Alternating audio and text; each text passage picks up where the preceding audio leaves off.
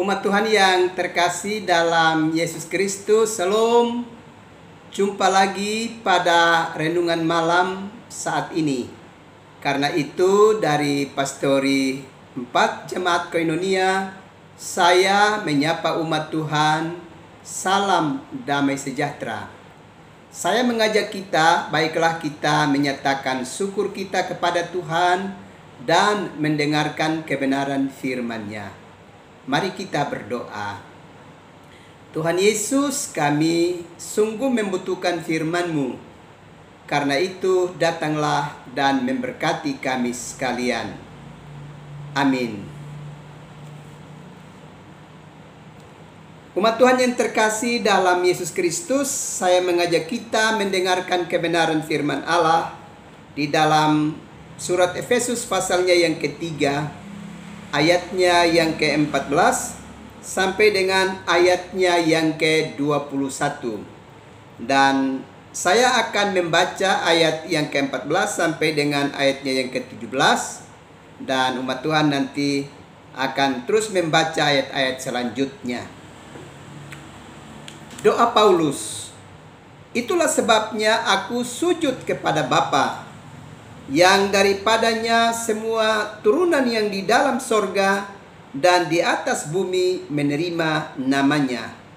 Aku berdoa supaya Ia menurut kekayaan kemuliaannya menguatkan dan meneguhkan kamu oleh Roh-Nya di dalam batinmu, sehingga oleh imanmu Kristus diam di dalam hatimu dan kamu berakar serta berdasar di dalam kasih. Bapak, Ibu, saudara-saudara yang terkasih di dalam Yesus Kristus. Surat Efesus ini ditulis pada saat Paulus ada di dalam penjara. Dan dia bergumul dengan hebat bagaimana persekutuan jemaat Tuhan yang ada di Efesus. Apakah mereka akan tetap memelihara keteguhan iman mereka kepada Yesus Kristus? Atau karena berbagai situasi dan kondisi kehidupan yang tengah mereka alami, itu dapat membuat mereka tidak akan bertahan dan mereka akan mengambil keputusan untuk mencari jalan lain di dalam kehidupan mereka. Ini menjadi satu pergumulan yang hebat di dalam diri pribadi yang satu ini, yaitu Rasul Paulus. Dia adalah pribadi yang ditetapkan oleh Tuhan menjadi rasul bagi orang-orang bukan Yahudi. Dan dia bergumul dengan persekutuan hidup umat Allah yang ada di Efesus, sebagaimana yang kita baca di dalam pasal yang ketiga saat ini. Kita tahu bahwa Efesus adalah kota metropolitan pada saat itu. Dan sebagai kota metropolitan dihidupi oleh beragam manusia. Dan tentu pula ada beragam kepentingan. Masing-masing orang berjuang untuk apa yang menjadi kepentingan dalam hidupnya. Dan dalam kondisi yang demikian, bukan tidak mungkin terjadi perseteruan dan berbagai keadaan yang mengakibatkan terjadi goncangan dalam kehidupan bersama di tengah-tengah umat manusia. Terjadi pergesekan dan juga terjadi tabrakan kepentingan umat manusia yang hidup di kota Efesus pada saat itu. Dan bahkan Perseteruan itu memasuki juga kehidupan umat Kristen. Dan itu sangat berdampak bagi kesatuan hidup mereka sebagai umat yang percaya kepada Kristus. Berdampak pada persekutuan di antara mereka, tetapi juga berdampak pada relasi mereka dengan Tuhan yang mereka imani. Berhadapan dengan situasi dan kondisi hidup yang demikian, Paulus sebagai Rasul Allah menyadari dengan sungguh bahwa kondisi hidup yang sedemikian itu baru bisa dapat diatasi dan diselesaikan dengan baik manakala setiap orang yang hidup di kota itu, khususnya umat Kristen, sungguh-sungguh menjadikan Kristus sebagai teladan bagi kehidupan mereka. Setiap umat percaya yang hidup di kota Efesus ini mesti menjadikan Kristus sebagai bahagian di dalam diri mereka, tinggal di dalam batin mereka. Dengan demikian karakter Kristus itu keluar dari dalam diri mereka dan menuntun mereka untuk hidup di dalam kebenaran dan hidup dalam saling mengasihi satu dengan yang lainnya dengan sungguh-sungguh tulus hati.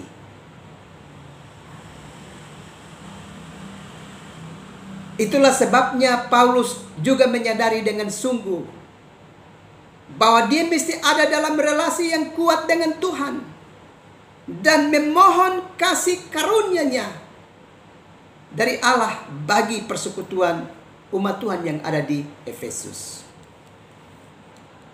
Pada ayat yang ke-14 dengan jelas tertulis, itulah sebabnya aku sujud kepada Bapa, yang daripadanya semua turunan yang di dalam sorga dan di atas bumi menerima namanya. Bagi Rasul Paulus, Yesus Kristus itu adalah segala-galanya dan menjadi satu-satunya untuk segenap kehidupan, baik yang ada di sorga maupun yang ada di bumi. Itu berarti Paulus sedang menunjukkan Kristus sebagai satu pribadi yang tidak hanya berharga bagi persekutuan umat percaya di dunia ini, tapi dia menjadi pribadi yang teramat penting sehubungan dengan kehidupan dalam sorga dan kehidupan di atas dunia ini. Dengan demikian, Kristus mesti menjadi pribadi yang dirindukan, dibutuhkan,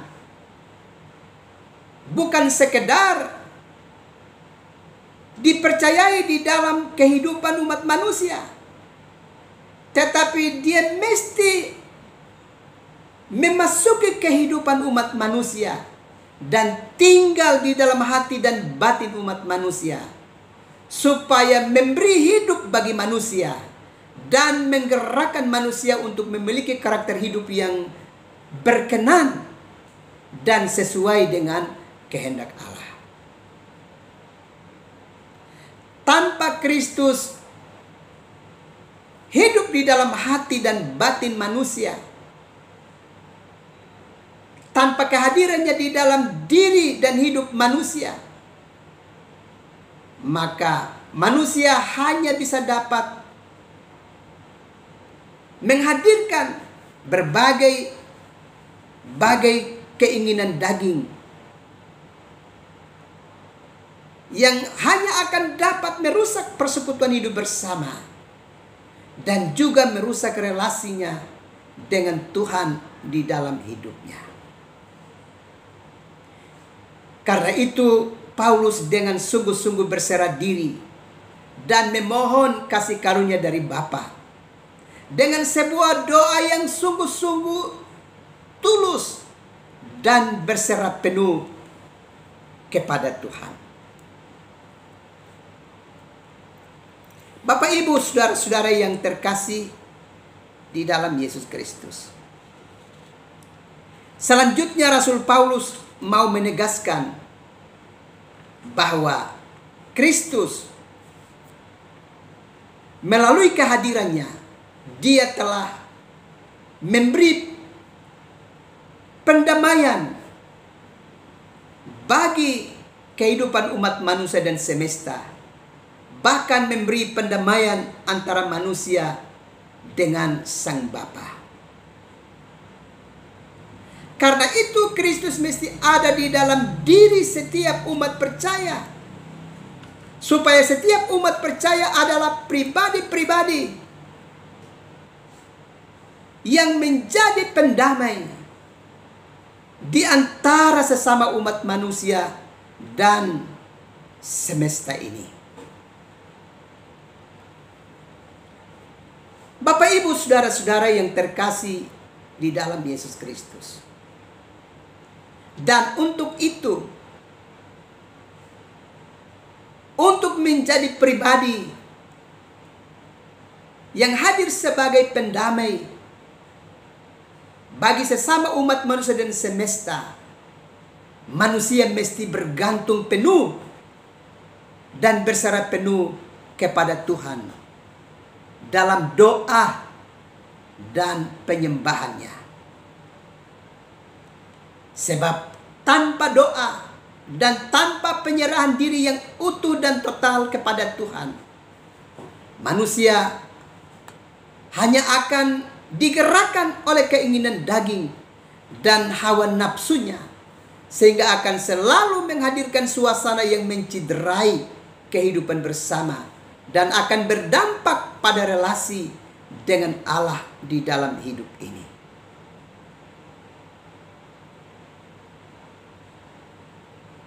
Mengapa berelasi dengan Tuhan dan berserah penuh kepada Tuhan dalam doa yang sungguh itu menjadi penting? Kita ingat dalam Mazmur 127.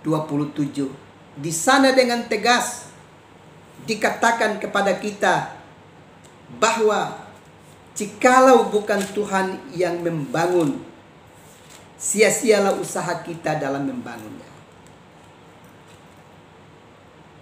Dan juga di dalam pertama Petrus pasalnya yang keempat,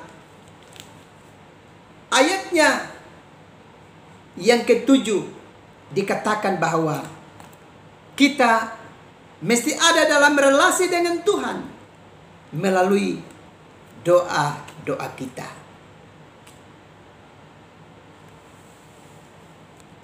Bahkan Yesus memberi pesan kepada murid-muridnya dan segenap umat percaya.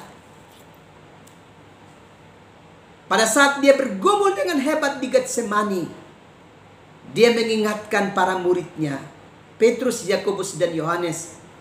Dengan tegas Yesus berkata, berjaga-jagalah dan berdoalah supaya kamu jangan jatuh ke dalam pencobaan. Roh memang penurut, tetapi daging lemah.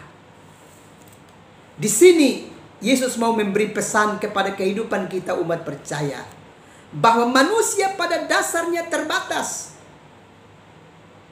bahkan memiliki banyak kelemahan di dalam dirinya.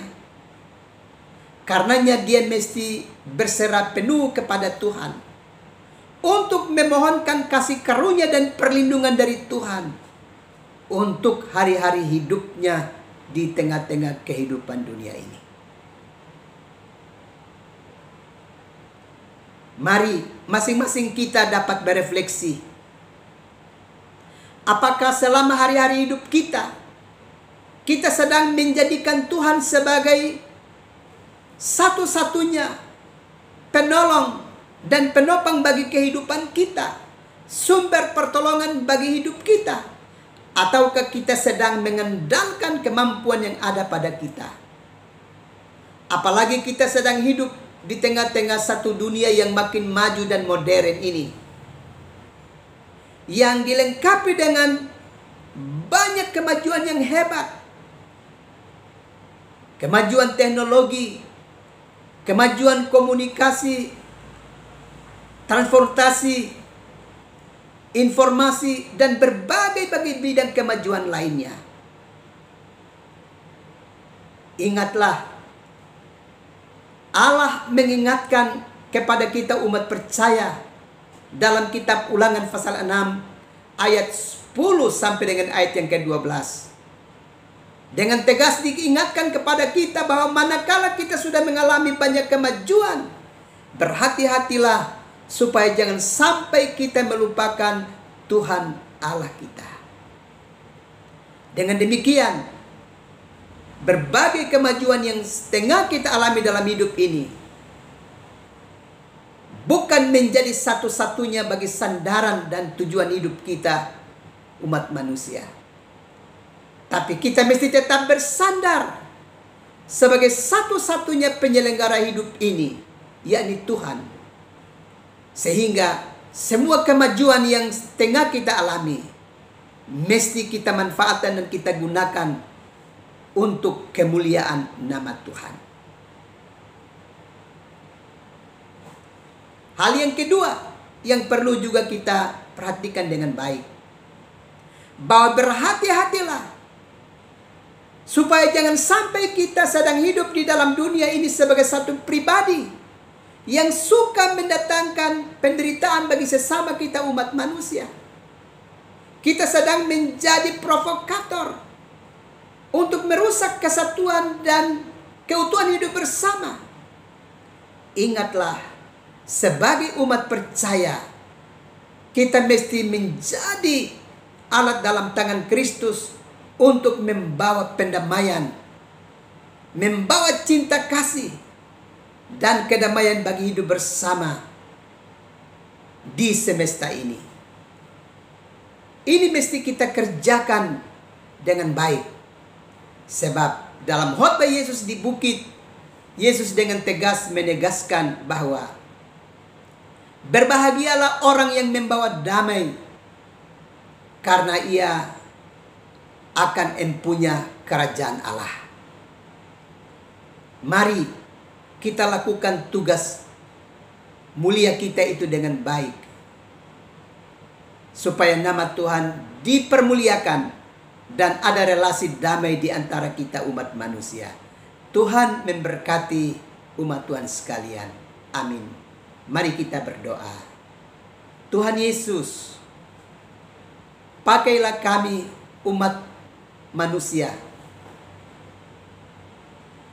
dengan luar biasa, dengan hikmat surgawi, supaya di mana kami berada dan berelasi, kami menjadi pribadi-pribadi yang selalu mengandalkan Tuhan dan menjadi pendamai bagi hidup bersama di semesta ini. Terima kasih Tuhan. Dalam nama Yesus Kristus kami berdoa. Amin. Umat Tuhan yang terkasih dalam Yesus Kristus, selamat malam, selamat beristirahat. Tuhan pasti terus melindungi dan memberkati umat Tuhan sekalian. Salam.